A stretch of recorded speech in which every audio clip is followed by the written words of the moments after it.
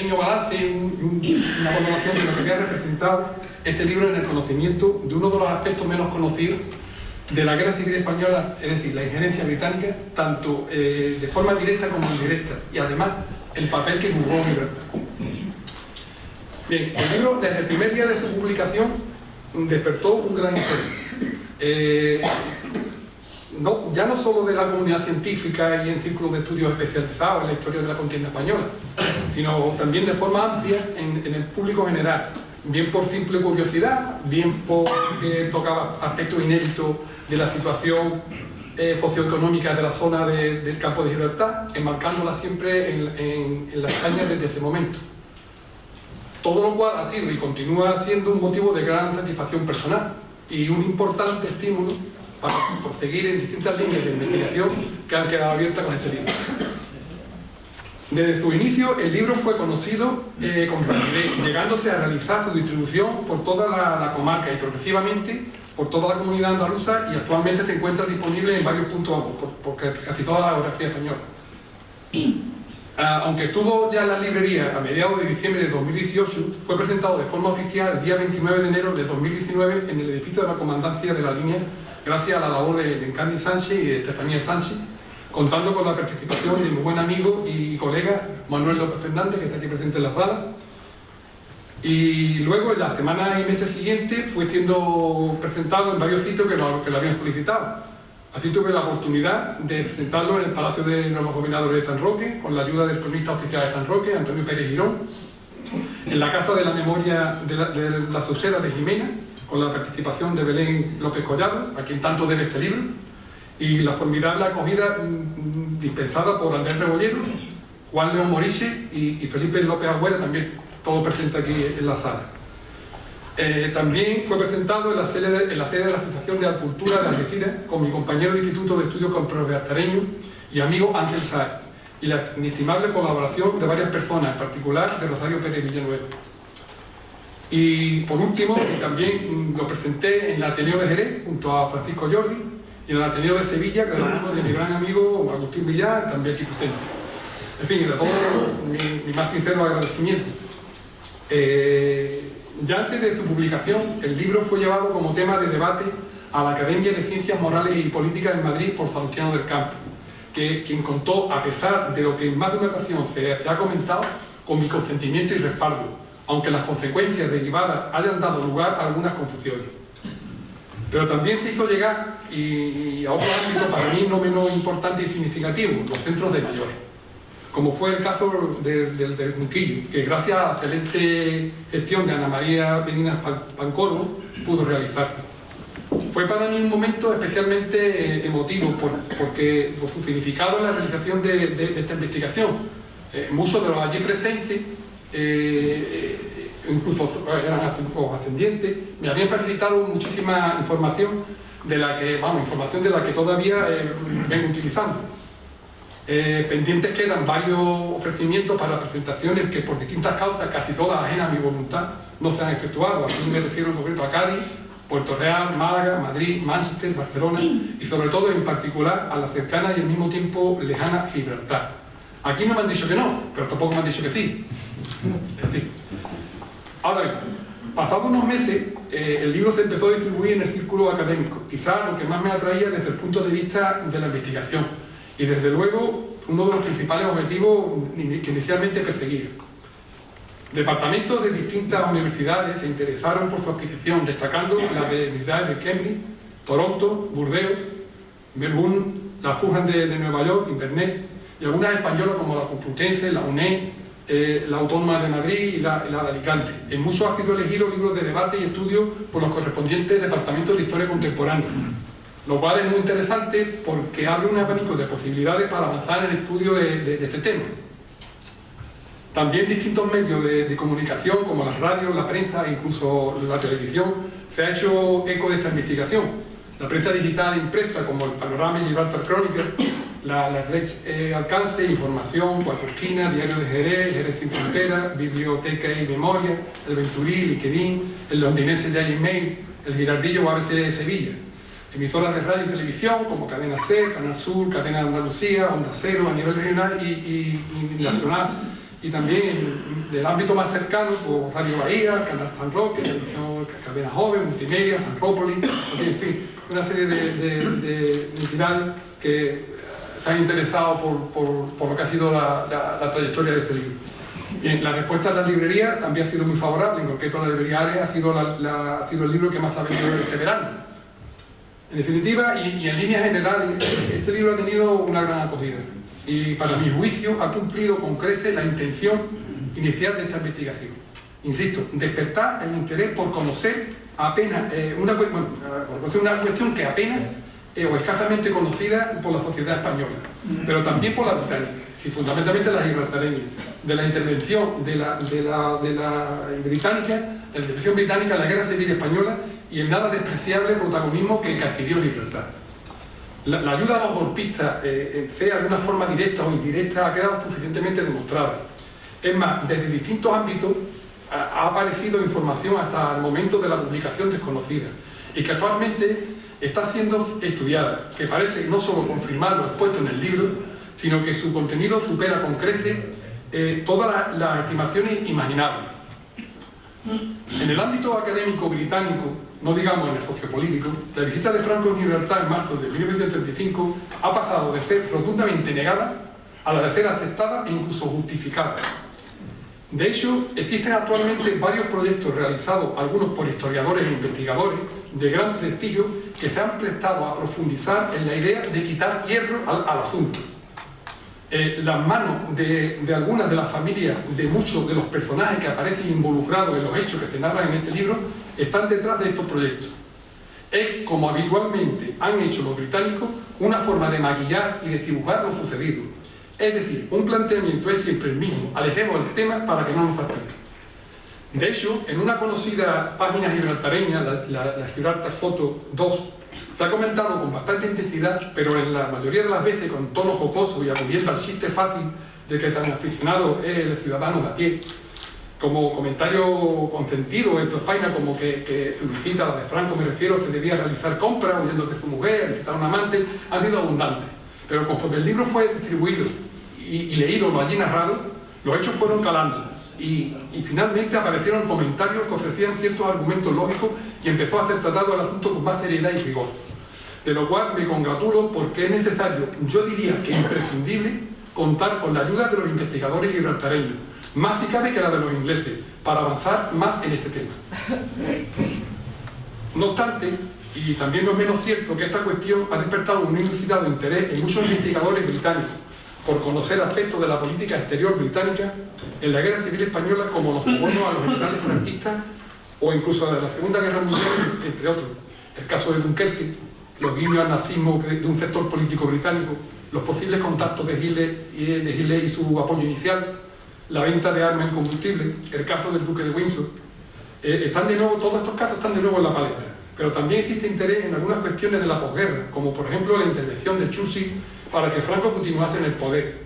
Recordemos que su postura en Potsdam debe ser estudiada en profundidad, pues le permitió al dictador respirar cuando estaba prácticamente acorralado. También creo necesario señalar que ya los principales estudiosos del tema, en particular me refiero a los biógrafos de Franco como Paine, Presto, Palacio, Cazorla, no niegan los hechos narrados en este libro. Incluso Viñas, en su última obra publicada en abril de 2019, 4 meses después de la de Franco en Gibraltar, por supuesto sin citarme, aboga ya por algunos de mis planteamientos, lo cual es motivo de halago y me causa gran satisfacción, pues lo importante en estos momentos de la investigación, fuera de las ambiciones y prejuicios personales, es remar en la misma dirección, para acercarnos aún más a conocer la verdad. Historiadores con oficio andan detrás de muchos de los planteamientos expuestos, y se lleva a cabo varios programas de investigación en distintos departamentos universitarios, que aunque en muchos casos no han sido todos fruto de este libro, sí lo son en cuanto a determinadas perspectivas y tratamiento de la información. Porque ya no existe en duda la participación británica en la contienda española y en el rechazo de su gobierno a la Segunda República. Y esto, con el valioso enclave militar británico de Gibraltar de fondo, fue determinante en el devenir histórico de España, favoreciendo al dictador tanto en el transcurso de la guerra como en la consolidación del régimen franquista. A estas alturas ya nadie se pregunta si existió esa ayuda o no, sino cómo se materializó y por qué. Cuestiones en las que estoy trabajando actualmente. Bien, para no alargarme demasiado y dar paso a lo que creo que más me interesa hoy, es decir, instalar un coloquio en el que todos vosotros podáis participar, os añadiré que nadie piense que esta investigación está cerrada y menos aún concluida. Quedan muchos cabos sueltos por atar y ello, tal como he comentado, estoy ocupado actualmente. De hecho, llevo trabajando desde hace más de un año en distintos tajos abiertos en esta investigación, avanzando en cuestiones que solo quedaron allí esbozadas y cuyos resultados se materializarán, espero, en un nuevo libro. No será para nada una segunda parte, porque este libro no tiene segunda parte, ya lo he dicho y lo vuelvo a repetir, este libro no puede tener segunda parte, pero sí estará perfectamente imbricado con él porque es inevitable y porque profundizará en aspectos que quedaron trazados allí. Quitaremos la piel a algunos asuntos para sumergirnos y abordarlos en profundidad.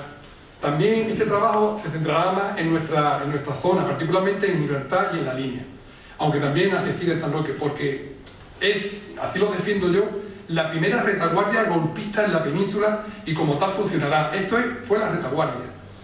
No olvidemos que Gibraltar siempre ha permanecido durante estos siglos como excepcional testigo del escenario sociopolítico económico español y se alzó con gran protagonismo, más o menos encubierto. Y eso para mí fue determinante, porque muchas de las acciones realizadas desde ahí, con el consentimiento de las autoridades inglesas y gibraltareñas, fueron constitucionalmente preparadas, formando parte de una estrategia y resultándose a la postre definitiva en la evolución de los acontecimientos españoles, en particular en los inicios de la guerra. Y como tantas veces he señalado, en este conflicto bélico, como en todos los conflictos bélicos, se dieron una serie de condiciones para hacer negocio, que muchos empresarios gibraltareños amparados por Gran Bretaña, sin el menor escrúpulo, no desaprovecharon. Esto que antes llegado es hoy, gracias a este libro, cada vez más aceptado, y aunque desde Gibraltar ha querido ser matizado, argumentado y justificado, es por sus propios conciudadanos, los de a pie, en gran parte aceptados y despreciados. La conspiración urdida por determinadas personas y aceptada por gobiernos, autoridades civiles y militares y empresarios, algunos con nombres y apellidos bastante conocidos, ha sido con este libro desentrañada y su imagen siempre hipócrita, resquebrajada. Y afortunadamente, y para el bien de la comunidad, la verdad va fluyendo entre sus grietas.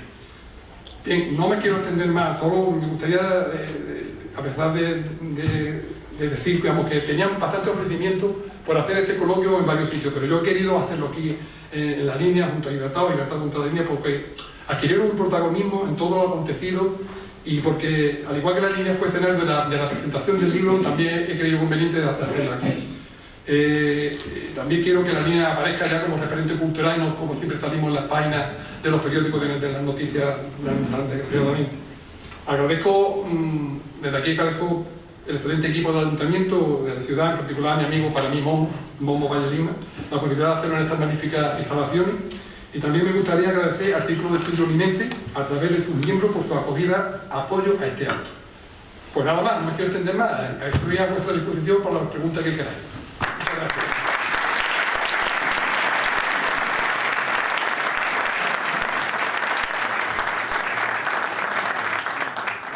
Bueno, yo voy a romper el hielo, pues voy a abusar del cargo de moderador. Y a mí siempre me ha... Algo he dicho en la breve intervención de antes, algo he dicho sobre el momento en el que llega a vuestras manos el suelto, ese suelto, y siempre he tenido curiosidad, porque creo que te digo que también estabas tú antes de entrar del Gibraltar Crónica, ¿cuál fue el impacto? Para mí fue una sorpresa enorme. Estábamos una mañana, estábamos trabajando si no me acuerdo, era así, estábamos ojeando el Gibraltar Crónica y estábamos trabajando sobre el artículo que ha comentado Belén, sobre la repercusión que tuvo la guerra civil en las páginas de la crónica, y yo veía que lo que aparecía allí en esos días, esto no era del momento, había algo anterior, entonces empecé a retroceder en los meses anteriores, hasta que llegué a marzo del 35, imagínate, y entonces ahí fue donde localicé la reseña esta que hablaba de Franco, entonces me lleva una sorpresa enorme. Además, yo no me defiendo en inglés, pero ella se defiende mejor que yo, entonces digo, asegúrate que lo que yo estoy leyendo es verdad. Y efectivamente fue así. Sí, además me dijo, tú no estás viendo aquí nada raro, ¿sabes? Y justo fue cuando vimos esa de Franco y después vimos la de Sanjurjo. La de Sanjurjo. Y la de Kiko Abelló. Y es una muy curiosa que coincide con, vamos, con los que habéis leído el libro, que coincide Martínez Barrio. Martínez Barrio tenía mucha relación con la línea, no solo política, sino tenía mucha amistad con un personaje de aquí tan querido que es Don Bonito, el médico. Y él era, bueno, sabéis que era amazónico. Y probablemente, esto lo cuento a lo que estoy trabajando ahora, a Martínez Barrio le podía haber cogido la guerra aquí en la línea el 18 de julio, porque estaba invitado a Casa de Bonito a ver los toros y a pasar la feria, estábamos en feria, pero una serie de cosas él no viene y por eso él no está aquí. Pero podría haberle pillado aquí a Martínez Barrio en la línea. Mi pregunta va para Belén. Me gustaría saber qué ha significado para ti el poder colaborar en sus inicios con este magnífico libro de Pepe Veneroso. Para mí ha sido un absoluto privilegio, lo dije en la presentación en Jimena. Yo que soy redactora, periodista, plumilla de a pie, ¿sabes? Conocer a Pepe Veneroso, que se implicase primero con la revista Alameda, que fue como yo lo conocí a él, que le hicimos un especial de los oficios, un especial precioso de la revista Alameda, y que luego me invitase a participar en las jornadas de historia, ¿sabes?, del Instituto Campos Gibraltareño. Yo soy muy aficionada a la historia, pero su nivelazo para mí ha sido un privilegio poder compartir esa jornada de archivo que es lo más... Una bocanada de aire fresco al Instituto de Estudios Campos Gibraltareño, porque estábamos allí, que éramos ya gente de cierta edad y hacía falta gente más joven. Yo ya no cumplo los requisitos, ¿eh? Si se vuelve a repetir, yo ya no entro los requisitos. Muchas gracias. Allá al fondo me pidió la palabra. Sí, yo quería hacer una matización, unas palabras que ha dicho el moderador, porque cuando ha hablado de la población de Gibraltar ha dicho que le pisaban las manos a los que iban llegando. Yo creo que no es justo con lo que el mismo libro describe y con lo que fue la historia. La población de Gibraltar, cuando el golpe, esa es lo que describe magníficamente Pepe, que es la oligarquía, que es el gobernador, que son los dueños de Gibraltar, que claramente están a favor de Franco y de los golpistas. Pero buena parte del pueblo, los sindicatos, la mayoría de la gente, es favorable a la República. Y gracias a Gibraltar salvaron la vida entre 5.000 y 8.000 personas. De las 300 personas que se fusilaron en la línea, otras 300 en Algeciras, más de 1.000 personas fusiladas en el campo de Gibraltar, pues hay 8.000 que se salvaron gracias a Gibraltar. Y por eso creo que había que recordarlo. Que de aquí de Gibraltar después fueron enviados muchos en barco a Málaga, a Marsella, a Valencia, a Casablanca, y otros unos 400 siguieron viviendo en Gibraltar, incluso después de la Segunda Guerra Mundial. Y que hubo gente en Gibraltar que le llevaba comida a los refugiados cuando estaban en el llano, lo que hoy es el aeropuerto, donde se pusieron las tiendas de campaña. Las imágenes que vemos hoy de los sirios o de los iraquíes o de los libios, en aquella época éramos los españoles, los que teníamos que salir corriendo, y las campañas, las tiendas de campaña, éramos nosotros los que vivíamos en esa tienda de campaña. Que por cierto, en las tiendas de campaña el servicio de inteligencia británico puso micrófonos y la información que compartían los dirigentes militares y políticos se las pasaban después a las autoridades franquistas. O sea que Gibraltar, por un lado, la élite, la oligarquía, los dueños de Gibraltar y el gobierno británico estaban a favor de los golpistas, pero la inmensa mayoría de la población estaba a favor de las personas humanas que huían del terror y del genocidio que se había empezado a perpetrar. Sí, bien. Porque efectivamente darte la razón que me refería evidentemente a la gente que estaba en el puerto, no me refería en general a la población de Gibraltar, que es el proceso verbal de la forma de expresarlo, pero solamente me refería a la circunstancia que había unos señores allí, también cuenta el autor, que eran los que le pisaban las manos aquí. Es un caso de vamos, que tiene nombre y apellido de este señor que llegó al muelle nadando, pero vamos, es un caso aislado. Lo que sí es cierto, y quiero matizar, Juan, es que a nosotros nos han transmitido nuestros abuelos, nuestros nuestros antepasados nos han transmitido una imagen de libertad, de cuando la guerra civil, que es la que ellos percibieron, pero que no se ajustaba del todo a la realidad. Porque para mí es cierto que si Gibraltar no llega a existir, la catástrofe humana que hubiese existido en el campo de Gibraltar hubiera sido terrible, porque se salvaron muchísimas personas a través de Gibraltar, a través del campamento y a través de yo en el libro de Pozo Arco, con lo que estoy trabajando, profundizo más. Pero yo dice una cosa que pocas veces se tiene en cuenta, que el campo de Victoria Gardens fue la ratonera de Falange. Eso fue una ratonera. ¿Por qué? Porque ellos, al principio, ellos rechazaban la entrada libre, pero luego, una vez que estaban en el campo, eran censados y cualquier filiación política que estuviese aquí, eso pasaba a la información aquí. Y los que vivieron en el campo de concentración vivían siempre con la amenaza de que, mira, en España está cambiando la situación, puedes ir perfectamente. Y muchos lo pusieron en la misma frontera y terminaron donde terminaron.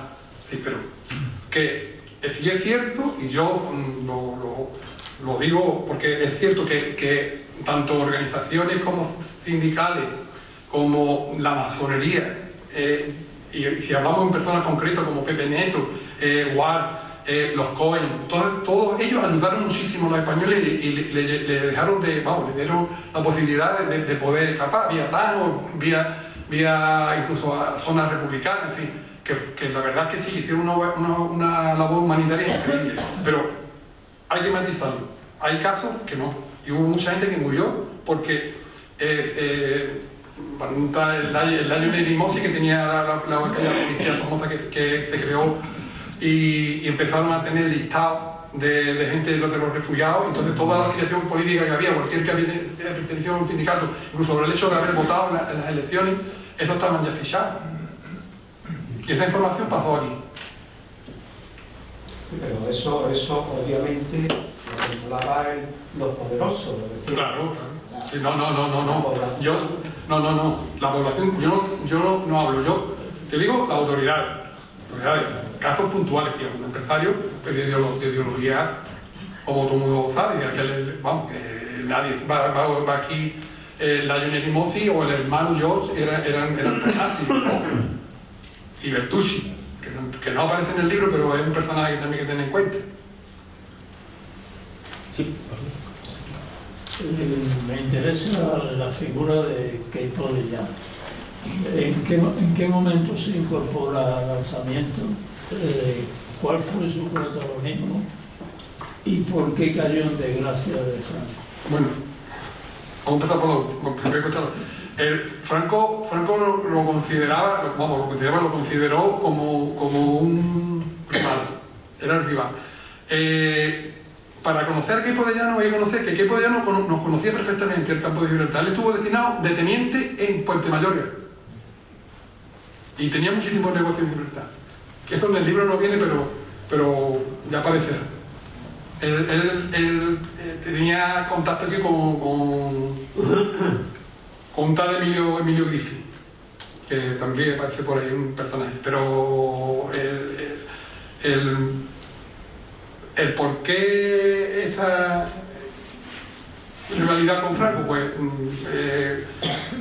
Queipo de Llano, yo creo que como él buscaba más bien un regreso de la monarquía, era pro-monárquico, igual no chocaba, porque para mí la imagen de indecisión que nos ha pasado de Franco y de la persona indecisa, yo todo lo que he manejado, no. Franco tenía la idea muy clara y sabía perfectamente lo que iba a hacer. Tuvo fallos, claro que tuvo fallos, afortunadamente tuvo fallos, pero que él tenía la idea muy clara. Eso de que dicen, un fallo de los Superbad fue no prever de cruzar el ejército. No tenían la marina. ¿Para qué? Ellos contaban con aviones. Ellos tenían planificado el paso de tropas por los aviones. Lo que es cierto es que se retrasó. Se retrasó porque Mussolini dejó los aviones, pero no quería. Nosotros no teníamos pilotos preparados para llevarlos a Boyama City. Entonces, lo que se pidieron fue los aviones y los pilotos. Y Mussolini nunca quiso que interviniesen los militares. Luego ya se dio, pero al principio no. Por eso fue el retraso que hubo. El convoy de la Victoria, que todo el mundo le da tanto bombo, fue una cosa más bien simbólica. Ya cuando el convoy de la Victoria llega a España, hay ya un cabezal de puente bastante importante. El eje Marruecos, Algeciras, Jerez, Sevilla estaba ya consolidado. Para mí. Y volviendo a Keipo, Había pedido Marisa. algo más de Keipo. Te puedo decir, bueno, Keipo, ¿Cuándo se decide a unirse al alzamiento? ¿En qué momento? Él cuando va, porque él va a Huelva, tú sabes que el día 17 de julio, el día antes, con el pretexto de dar una bandera, creo que era al cuartel de Isla Cristina, aparece en Huelva y luego después regresa a Sevilla. Yo creo que desde el principio él se monta en el carro, él se monta desde el principio. Lo que no está tan claro es con Sanjurjo, que eso es otro tema. Porque Sanjurjo, nosotros nos han dicho siempre que Sanjurjo tuvo un accidente de avión cuando se disponía a ir a Madrid. ¿A Madrid para qué? Había pedido la palabra Marisa. Perdón.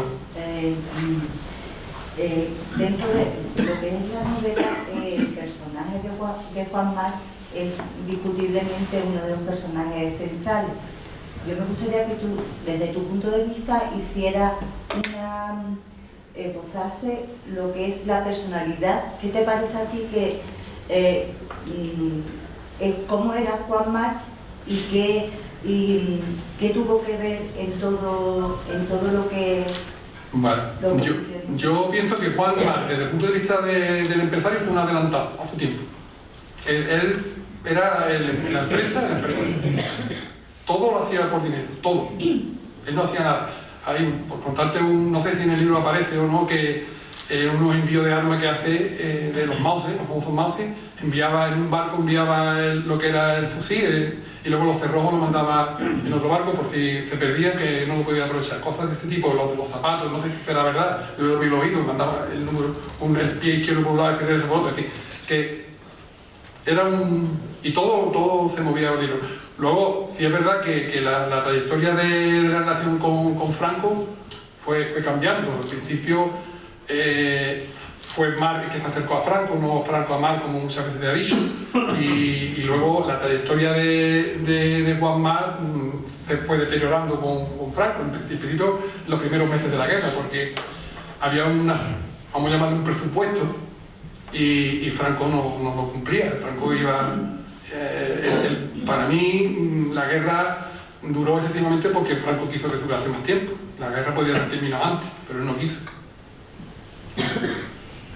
Y eso Juan March se lo reprochó siempre. Si me permiten, don Bruno, dos preguntas para el señor Villar.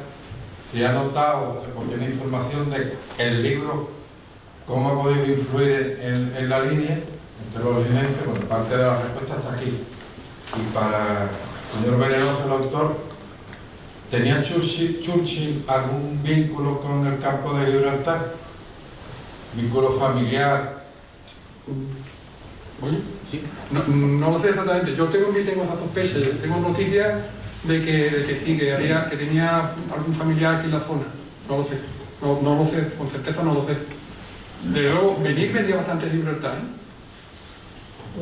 ¿Puedo contestar? Sí. Hay uno con el mismo apellido que él, sí. En Algeciras, sí, está enterrado en el cementerio de Algeciras. Sí, yo me refiero a Ferraro, pero no lo sé si... Sí. Bueno, respecto a lo que me preguntaba, hombre, yo no sé decirle en la línea en concreto el impacto que haya podido tener, ¿no? Pero en todo caso, esto no es una obra, y no creo que sea negativo que lo diga, pero yo creo que esto no es una obra divulgativa, esto es un libro que hay que tener cierto conocimiento de la historia del primer tercio del siglo XX para que te atraiga. Es decir, que este no es un libro, una breve historia de la guerra civil que pueda ser más divulgativo. Yo creo que evidentemente ha tenido impacto en los círculos culturales de la ciudad porque la sala está llena, ¿no? Pero no creo que sea un libro divulgativo, ¿no? Más bien un libro para iniciar, por decirlo de alguna manera. En todo caso, desde el punto de vista científico, me parece un libro brillantísimo. Entonces, pero no creo que sea una cosa que se hable a diario, como ojalá consiguiéramos que fuera así, ¿no? Ya, el libro, el formato del libro es una tesis doctoral, que lo habéis visto que tiene todo lo que es una tesis doctoral. Yo he intentado hacerlo lo más ameno posible y no sé si lo he logrado, por lo menos interesar al ciudadano de a pie, digamos, no al que esté muy interesado en la historia, sino por lo menos por conocer lo que pasó por aquí y lo que está pasando y de dónde vienen todas estas cosas que nos están sucediendo. Entonces, el libro no es fácil de leer, yo lo entiendo que no es fácil de leer porque tiene muchos pies de página, es muy denso, tiene muchos datos, pero es la única forma de poner y de sacar a la luz muchas cosas que creo que han pasado, vamos, que se han olvidado, se han querido que se olvidaran. Entonces, era la única forma. Le he pedido primero aquí la palabra en la primera fila. Sí, bueno, un par de cosas. Antes de agradeceros, por supuesto, a los ustedes y a la organización del acto del Teatro de Texturia. Un par de cosas. Mi abuelo era republicano, fue republicano, de izquierda republicana, alcalde de San Roque y amigo íntimo de Martínez Barrio. Él pudo huir a Tánger a través de Gibraltar, ¿no? Ellos habían negro de Ebro. Entonces... ¿Verdad? ¿Te refieres a García Arenas? Galeado, ¿no? Galeado. Entonces, la idea que siempre se nos ha transmitido, tanto vía familiar como vía de la gente de izquierda y democrática de España, era que en Gibraltar se trató, lo que estaba comentando más, se trató muy bien a los republicanos españoles. Y con el padre de mi concuñado, que era del CNT, hasta que lo detuvieron, estuvo pasando a gente en barquitos hasta Gibraltar. Entonces, y después de ver además las fotos tan duras que hay ahí de gibraltareños haciendo saludo nazi y demás, ¿por qué ese tipo? Porque en la alta política es posible que no trascendiera, que no se llegara a hacerse público aquí en el Capitolio de Gibraltar. Pero ¿por qué se ha mantenido históricamente y exclusivamente la solidaridad del pueblo gibraltareño con la República por un lado? Y otra pregunta ya un poco aparte. Si en el crónica aparece que tanto Sanjurjo como Franco visitan Gibraltar, el Servicio de Inteligencia del Ejército Español, en el año 35, ¿qué es lo que hacía? Aparte de coger mosca. No, pero las dos cuestiones son fantásticas, lo que has preguntado. Mira, la primera, sí es cierto. A mí también me ha llamado la atención eso que tú estás diciendo, de que... o tú te amas. Sí, por supuesto, por favor. Mira, yo pienso que sí es cierto. Yo estoy igual que tú. Y a mí me sorprendió muchísimo que a nosotros no haya llegado esa imagen y sin embargo tú después ahondas y ves otras cosas que no son tan agradables. No lo sé. La verdad es que no lo sé. Habría que no sé. Es que sí es cierto que... porque es que todo está relacionado. Mira. Aquí tenemos un error. Que es que en Gibraltar siempre se ha visto a Franco como enemigo. Y eso no es verdad. Hasta el 54, hasta el 1954, la visión que tenía en Gibraltar de Franco era distinta a partir del 54, por muchas razones. Cuando viene la guerra Israel, Franco empieza ya... vamos, de hecho, para mí, Franco se mantiene... La pregunta es, ¿dónde estaban las democracias occidentales en el 45 o en el 30? ¿Dónde estaban? Entonces, ¿por qué nos dejaron a la suerte? ¿Por qué no echaron? ¿Por qué nadie intervino? ¿Por qué Susi defendió a Franco en Potsdam? Porque ahí se podía, lo mismo que actuaron en otros sitios, podían haber actuado aquí y no lo hicieron. Nos dejaron a la suerte. Y yo no digo materialmente, digo ideológicamente. León Blum en Francia, que tiene un frente popular igual que el nuestro, también vino para otro lado. Así que aquí responsabilidades, digamos, no solo de la ideología, también la hay. Luego, lo que tú me dices de Franco, de la visión que se tiene, yo quiero pensar que se ha intentado de limar un poco, de olvidar y pasar páginas de lo que realmente fue la represión, que la hubo, por supuesto que la hubo. Y lo de... ¿El servicio de...? No, el servicio de Criaturas de España estaba en cuadro. Lo que sí es cierto que a mí me hace sospechar que no solo Lerús, Alejandro Lerús, tiene mucho que decir en este porque Martínez Barrio, cuando coincide con Franco, él informa a Lerú de que estaba Franco en Gibraltar, y Lerú, en la mañana en esos días, Lerú hace una serie de movimientos muy extraños. Yo en el libro lo esbozo, de que puede ser que Lerú se estaba arrimando a los militares, que no veía ya con mala cara de que un militar de su golpe de Estado, vamos, Gil Robles, por supuesto, pero Lerú también. Había pedido primero la palabra aquí. Dime. ¿Cuál ha sido la respuesta de Gibraltar ante la publicación del libro? ¿Qué se comenta ahí? Bueno, en general ha sido bueno. Es decir, lo que es a nivel, digamos, institucional ha sido muy aséptica, pero al gibraltareño, digamos, de a pie, al principio, como todo el mundo, sorpresa, y luego poco a poco, conforme se ha ido divulgando, pues la verdad es que lo han ido asimilando. Yo tuve la suerte y la mala suerte de conocer a William Fatih, que es un íntimo amigo mío que ha desaparecido. Y este hombre me decía, de las últimas de colegio, dice: el gibraltareño te agradecerá algún día este libro porque está dando una imagen de lo que realmente allí se desconoce. Y aquí lo que se trata es de que tanto el gobierno español como el inglés nos han tenido engañados a las dos poblaciones. Entonces, es una cosa que ellos lo irán asimilando lo mismo que... Primero que lo asimilé fui yo, que después me digo, ¿esto qué es? Y ellos lo irán haciendo igual. Es que es así, la verdad no tiene bandera. Un señor que hay allí en la... Sí, hola. Hola. Hay una cosa que a mí me sorprende bastante. Cuando el golpe, estábamos en feria aquí. Sí. Bien.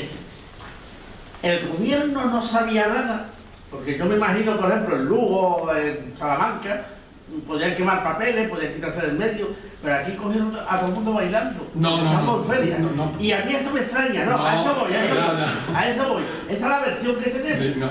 Que se prestaron los moros aquí y empezaron a pegar tiros y mataron un puñal de gente, ¿no? No. El gobierno tiene que saber algo. No se ha avisado a la población, no se ha avisado a nadie. ¿Qué pasó ahí?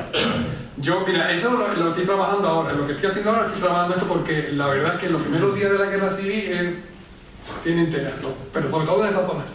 La primera noticia que se tiene, que yo sepa, igual dentro de unos meses te puedo decir que no, porque es lo que estoy trabajando ahora mismo. La primera noticia que se tiene del golpe, que hay movimiento, viene de los trabajadores de Gibraltar de esta tarde.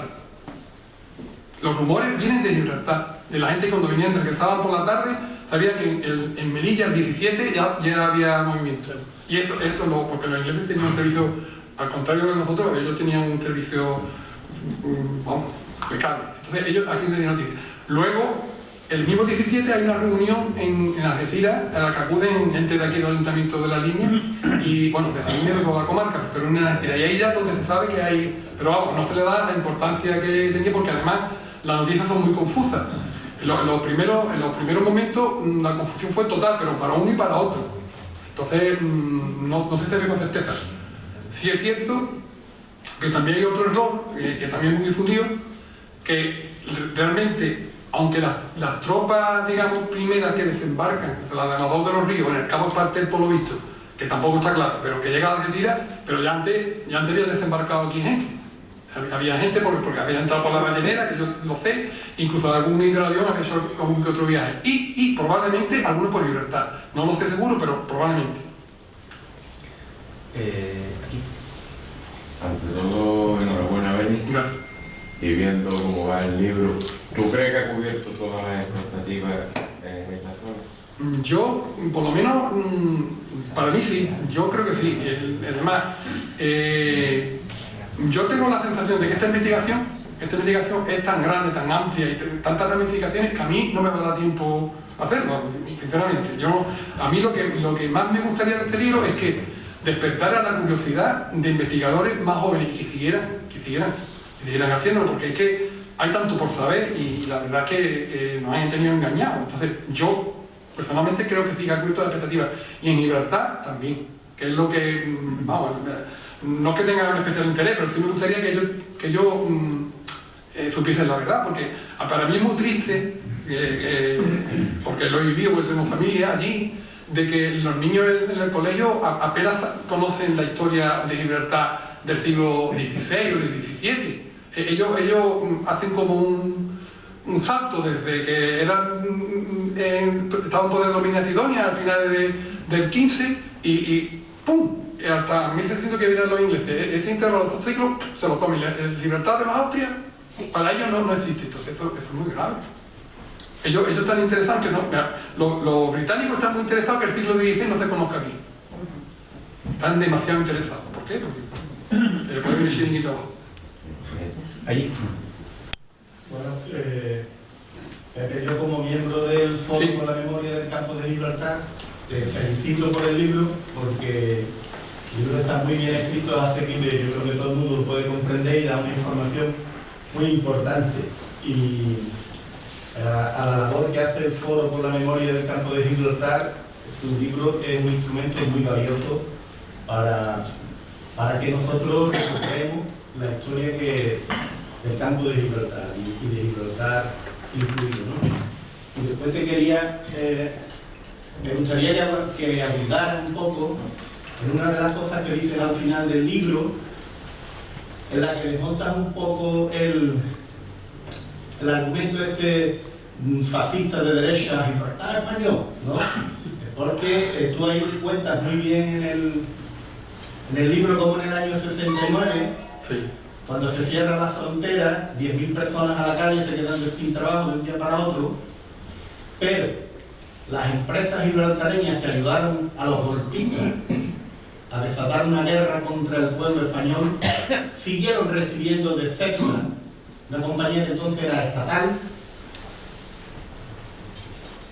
el combustible que luego vendían a los barcos en el estrecho. O sea, que los trabajadores de la calle, pero los ricos de Gibraltar que me han ayudado a ganar la guerra, que sigan haciendo negocios con el combustible que nosotros le vendemos.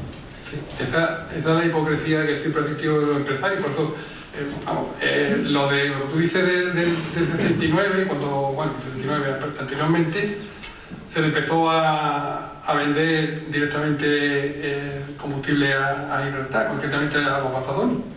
Y se hacía también bunkering en la bahía, y esto no es nuevo de ahora, esto viene ya de largo. Y sí es cierto de que gente muy cercana, yo no digo Franco, porque Franco no creo que estuviese tanto, pero la gente muy cercana a esta aprovechó y hizo un negocio con la gente de Libertad, seguro. Y entonces se daba una cara que la gente de aquí fue un drama en la línea, una tragedia, y ellos pues siguieron enriqueciéndose. Eso siempre puede pasar. Y te agradezco lo que me has dicho del foro. Yo también estoy muy agradecido a vosotros. ¿Qué repercusión tuvo el libro en su presentación en el Ateneo de Sevilla? Cualquiera de los dos puede contestar. Tú eres de Vino de Adopción. Hombre, en Sevilla, a ver, hicimos una entrevista en ABC, que ABC era una entrevista sobre esta temática, pues creo que dice mucho del autor, ¿no? y del contenido del libro. Y en el Ateneo, pues, esa casa es muy agradecida para cualquier acto cultural que haya, ¿no? Porque es un acto importante. Se acercaron algunos gibraltareños que vivían allí, mucha gente de la comarca que llamó la atención que se presentara un libro con esta temática. Militares que habían conocido, bueno, no supervivientes, pero sí que habían conocido de cerca, porque eran hijos de militares, y la verdad que hicieron su idea, estuvo muy bien. Hubo, de hecho, también había entre el público profesores de la Facultad de Historia, había también un catedrático de Derecho Internacional, en fin, que tuvo una repercusión muy interesante. Creo que la hablaron de eso. Yo hice una cosa a Belén, yo antes he dicho que a mí no me va a dar tiempo a hacer todo esto, pero tú eres mejor que tú puedes ir y tú sabes muy bien cómo va esto, tú sabes de qué va esto. Pues mira, ya que les dice ese comentario, me da pie a haceros una pregunta. Bueno, primero te la traslado a ti como investigador principal, y a ver si recuerdo el guante de Belén. ¿Qué queda por investigar de todo este asunto? Muchísimo. Esto es alguna primicia, pero alguna pincelada de... Esta es la punta del iceberg. Esto tú no te puedes ni imaginar lo que detrás. Yo estoy abrumado. Además, tú en el libro vas diciendo, y este tema todavía queda mucho por ahondar, y lo vas diciendo. Pero hay cosas que yo todavía en el libro no las entiendo. Y mira que he leído, tengo que volver al archivo de Libertad, por supuesto. Y quedan muchísimas cosas por hacer. A mí me gustaría de aclarar mucho lo que ha comentado León, Juan, del tema de los refugiados, porque eso hay que matizarlo y explicarlo. En fin, arremeter contra nadie. Aquí no se trata de acusar a nadie, aquí lo que se trata es de conocer la verdad. Y todo el mundo ha hecho errores, pero hay que reconocerlo y asumir la responsabilidad, no pasa nada. Y cualquier pueblo que ignore su historia está condenado a repetirla, si eso es una verdad. Y el problema que tenemos actualmente es que la gente joven no se acerca a la cultura, no conoce, y los problemas que tenemos actualmente en España son debidos a la educación, porque se ha tergiversado, se ha manipulado la historia, se ha bastardeado todo. Entonces cada uno cuenta una cosa y el problema no es solo de la gente, sino de mi profesión, que se han prestado al juego ese. Entonces eso es muy grave, es gravísimo. Entonces el problema que tenemos en Cataluña es nace de ahí, hemos dejado 3 generaciones de ahí y le han contado las millones que le han contado y así no va. Pepe, vamos a ver. El nivel jerárquico o graduación o en el momento que Franco hace la visita en marzo del 35, no sé si en ese momento era jefe del Estado Mayor o poco después. Después. Es que él cuando visita Gibraltar va a hacerse cargo de la jefatura de jefe superior de las tropas militares en Marruecos. Y luego, Mario, porque es que yo defiendo de que el golpe no era para el 36, era para el 35. Es que a eso voy. Vale, vamos a ver, yo lo que yo barrunto es que Franco en ese momento, o poco después, o poco antes, que ha estado defendiendo a la República en el 34, frente al golpe de Estado del PSOE y de Esquerra Republicana, o sea, era alguien importante dentro de la República. ¿Vale? Y en ese momento está gobernando la CEDA, bueno, la CEDA no la dejaban de gobernar, el Partido Radical con el apoyo parlamentario. O sea, no es un poco verde para hablar de una conspiración, aunque se tuviera algo. Otra cosa ya es en el 36, cuando ya se ve el desbordamiento de la legalidad republicana por parte del Frente Popular. Vamos a llamar los sucesos de octubre, sí. Es la gota. Ahí,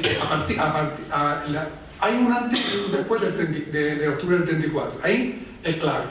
Hidalgo, que era ministro de guerra, se trae el que tenía que haber asumido el mando para, digamos, para controlar lo de Asturias, era Mascalé, creo que era Mascalé. Entonces él no lo quiere. Entonces trae Hidalgo a instancia de Gil Robles, trae a Franco, que estaba en las Baleares, se lo trae y lo pone al mando. Pero Franco no estuvo en el campo de batalla, Franco estuvo en Madrid, y a eso le gustó, porque se vio con poder, sin estar en el campo de batalla, porque era un militar, desde los despachos, tuvo la suficiente capacidad para dirigir, y vamos, él, de hecho, al que estaba a cargo de las operaciones, lo aparta un poco y lleva a Yagüe, que Yagüe desembarca en Gijón con los regulares y los legionarios. Entonces, ahí ya está en contacto con Juan Mar. Y Juan Mar es el que pone en contacto a Franco con la gente de Gibraltar. Franco no vino decir, voy a preguntar, no, vino lesionado por Juan Mar. Juan Mar es eso. Juan Mar es importantísimo. Y por último, esa actitud de las autoridades gibraltareñas, partidaria o pro, ¿tú crees que es la actitud particular de ellos o responden a la actitud oficial del Reino Unido?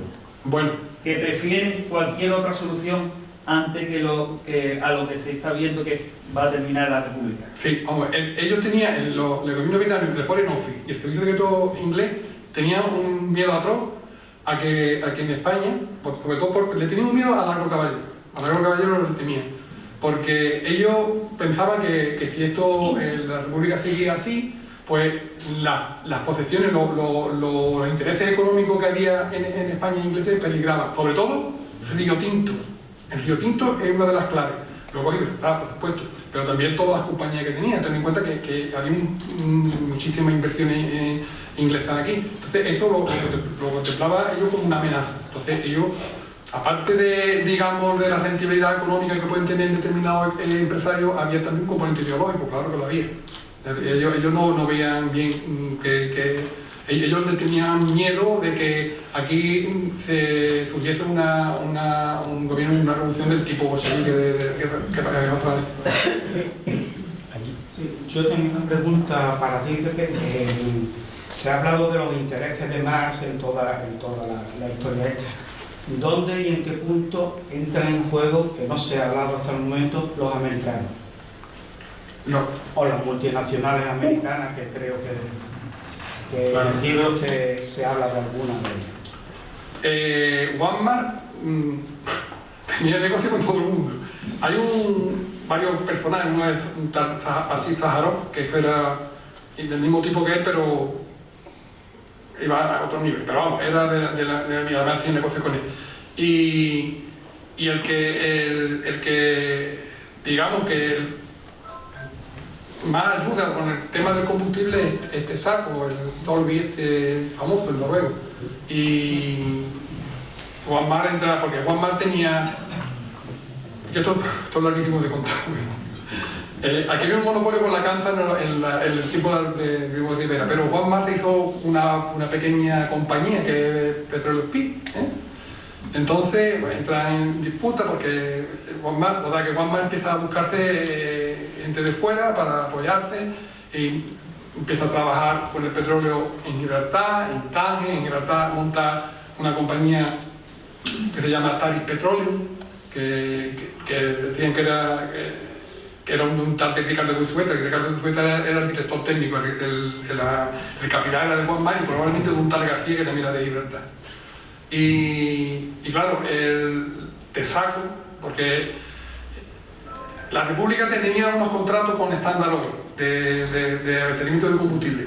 En el 35 se volvieron a firmar y esos contratos se incumplieron en el 36, porque cuando van a pedir combustible, porque había unos contratos en vigor, esta gente se los negaron. Y lo que estaba pasando como ahora, que había, las grandes compañías tenían como sucursales, como tiendas franquicias. Entonces, Imosi, que era el dueño de Geris Imosi, que era una compañía entre otras cosas, vendía petróleo, era además, digamos, presidente de la Cámara de Comercio.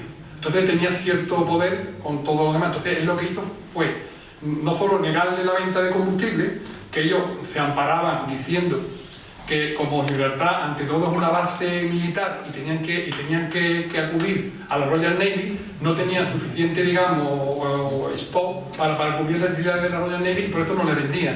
Pero claro, él decía, el gobernador que sería Alex Beatty, todo a través de Alex Beatty, les decía que si los republicanos querían abastecimiento de combustible, que se dirigiesen a Londres, a las casas, digamos, a las casas madres.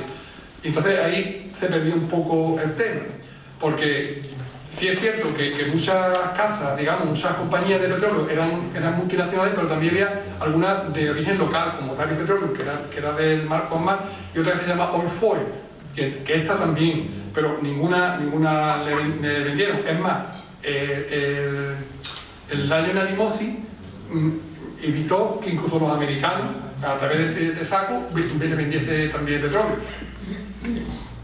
También otro tema que también es muy, que no se ha estudiado, es de dónde recibían los republicanos el petróleo. Porque aquí se dice que venía de los rusos, pero los rusos no tenían flotas en el Mediterráneo. Venían con barcos ingleses. Los barcos ingleses transportaban el petróleo ruso, se lo vendían a los republicanos. Incluso en Gibraltar hubo algunos que vendió, bajo cuerda, le vendió petróleo a los republicanos. El caso de los FIR, que era un buque cisterna, es muy curioso porque ese buque llega a abastecerse al muelle de Gibraltar y coge 500, creo que era 500, la 500 toneladas, y no se sabe muy bien cómo se abastece porque tenía la orden desde la Cámara de Comercio de no cederle petróleo. Bueno, Pepe, felicitarte por la obra, todavía no he podido leer la completa. Yo te quería hacer varias preguntas con respecto a la convivencia que tenemos con nuestros vecinos gibraltareños. Ha dicho que tu información, todo tu trabajo nace desde los archivos de Gibraltar. Vamos, es una de las fuentes más importantes del archivo de Gibraltar. La oligarquía siempre continúa y continuará, y sabemos que Gibraltar está hecho de familias y ¿has tenido a partir de todo este trabajo inconvenientes? ¿Te han puesto alguna traba? Bueno, la verdad es que yo no he vuelto, yo desde que terminé, estoy hablando ya de hace unos años, esto ha cambiado y creo que me han dicho que el archivo está muchísimo mejor de cuando yo citaba. La actitud que van a tener conmigo no lo sé, no lo sé, pero vamos, yo creo que no debería de ser de desastre, porque yo aquí lo que se trata, yo no arremito contra nadie, ni quiero que nos peleemos, ni muchísimo menos, yo quiero que la gente conozca la verdad. Claro, y después de esa verdad que tú sacas a la luz, que para muchos, y creo que para todo el mundo ha sido una sorpresa, incluso como tú mismo has dicho antes para ti, ¿no se te plantea o has pensado en la traducción al inglés para que ese libro sea visto en el idioma de Gibraltar? Me ha encantado esta pregunta. No, porque la verdad es que sí. Lo que pasa es que este libro es muy difícil de traducirlo en inglés. Yo, por supuesto, yo no estoy capacitado para hacerlo. Y luego la editorial que yo tengo tampoco. Se han ofrecido para traducirlo, pero yo la verdad es que tengo un poco de recelo. Yo quiero, el de guante este se lo quiero lanzar a aquella mujer que está allí en la esquina, que conoce la investigación y domina en inglés. Yo algún día me gustaría que ella dijera algo, pero la verdad es que a mí me lo han pedido muchísimo, gente de Gibraltar y de Inglaterra me lo han pedido. Sería muy interesante, ¿no? Bueno, ya que es una... Pero este libro había que seguirlo con lupa, porque el español te da unos juegos de palabras que el inglés no lo tiene, y se pueden malinterpretar, pero vamos, muchísimo. Yo te animo que... Me encantaría. Y tiene que ser... Está por la lado, vamos, que no es un simple de traducir, no, porque tiene muchos matices. Si hay algún mecenas en la sala que lo financie.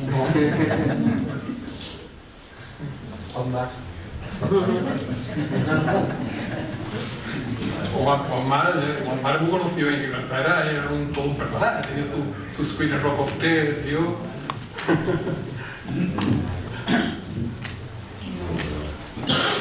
A mí me gustaría... Bueno, de todo felicidades a todos los que habéis incluido la formación de este gran libro, que yo creo que en cierta manera vienen las raíces de esta zona de singularidad especial que tiene el campo de Gibraltar con respecto al resto de la provincia de Cádiz, que nos da siempre por el eterno conflicto que ha habido con Gibraltar. Y la consulta es en torno a lo que fueron la parte de terrenos que ocuparon los ingleses para hacer el aeropuerto de Gibraltar. Eso, ¿cuál fue el motivo y la causa en la que se ampararon para ocupar ese terreno que en principio no sé si era zona neutral o zona española? No sé si fue por algún motivo también sanitario, de alguna epidemia o... Sí, bueno, eso fue anterior,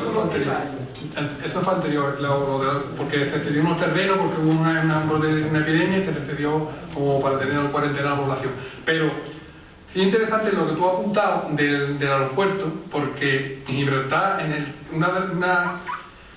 aparte de estar Franco y toda esta gente que hemos hablado de Sanjurjo, está en Gibraltar, también está Fisher. Fisher era almirante de la Mediterránea Flota, la flota inglesa que operaba en el Mediterráneo. Y también está, y además está de maniobra. Entonces, Fisher viene a Gibraltar, bueno, aparte de la maniobra, él se entrevista con Harrington, que era el gobernador, porque él quería que un pequeño aeródromo que había en Gibraltar se le diese uso exclusivo militar. Y Harrington decía que no, que lo tenía para otras actividades. Entre ellas, los aviones que tenían los particulares allí. Eso era un aeródromo, pero durante la guerra civil, ellos construyen un aeródromo grande, y cogen terrenos nuestros. Y eso fue el primer pago que hizo Franco, para mí. Mirar para otro lado, en pago de lo que había recibido de ellos. Eso, para mi criterio, yo creo que es el primer pago. Gracias. Nada. Y enhorabuena, Muchas gracias. Felicitaciones. Muchas gracias. Estos terrenos yo creo que fueron mitad español, mitad de Gibraltar, porque ahí enterraron a los muertos de la peste. Sí. Y entonces estos terrenos no se podían tocar. Y entonces Gibraltar hizo ese aeropuerto, sin permiso de España, porque el terreno también era de España. Es así, ellos, cada momento de debilidad nuestro, además observarlo, cualquier etapa de nuestra debilidad la han aprovechado ellos en sacar productos, siempre. Para ellos muy bueno, para nosotros es nefasto, pero ellos se han aprovechado siempre de ese tema. Cuando el momento de debilidad, ellos atacan en el sentido, digamos, de concepción, no un ataque. Porque decidieron, bueno, la mitad del terreno nuestro, la mitad del terreno de ustedes, ahí enterramos a los muertos, tanto como de Libertad como de España, que es el lado de la peste. Y se quedaron con el terreno. Pepe, a mí me gustaría que comentase los contactos y las reuniones que tú has tenido con familias gibraltareñas, como por ejemplo los galleros que eran dueños de los únicos hidroaviones, aeronaves que había en esa época. A mí me invitaron uno de los dos hijos de George Gallero, el que sale en el libro que aparece, que vive en Sotogrande, y me invitaron una tarde. Y la verdad es que me invitaron, yo creo que para saber hasta dónde sabía yo.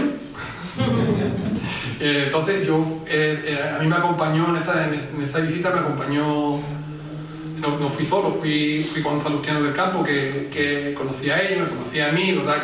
Que vino conmigo.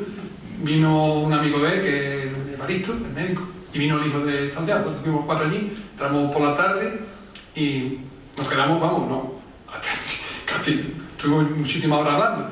Y a mí me pareció bien. Lo que pasa es que la sensación que yo tuve, cuando yo salí de allí, lo primero que me dio la cabeza es: esta gente ocultan más cosas de las que dicen. Ellos han tanteado hasta donde yo sabía.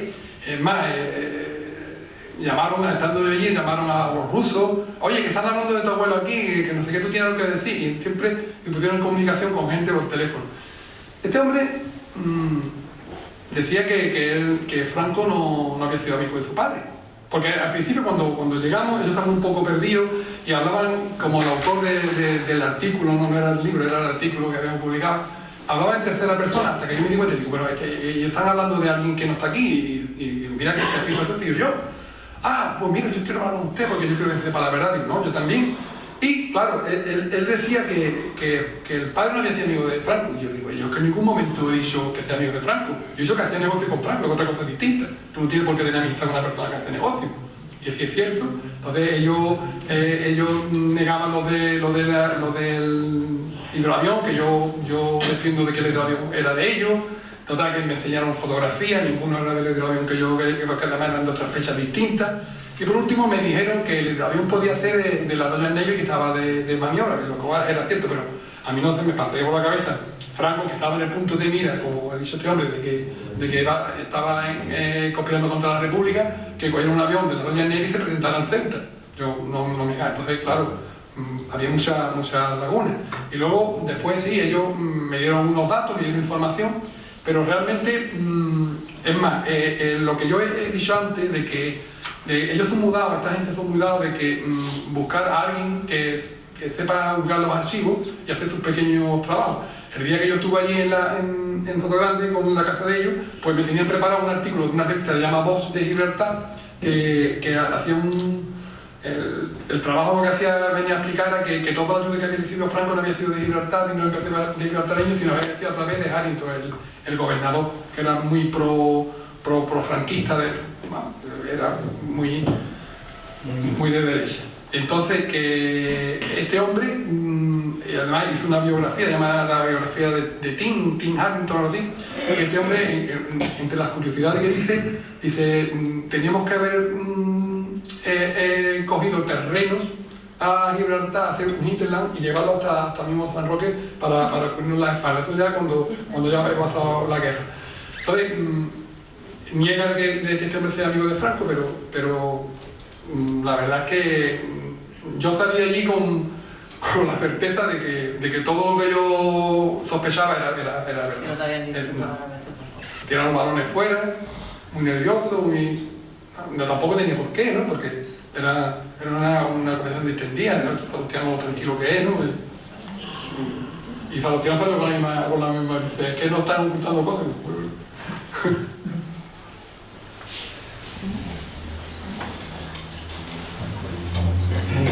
Pues yo creo que vamos a dar ya por concluida la charla coloquio. Muchas gracias por... Muchísimas gracias.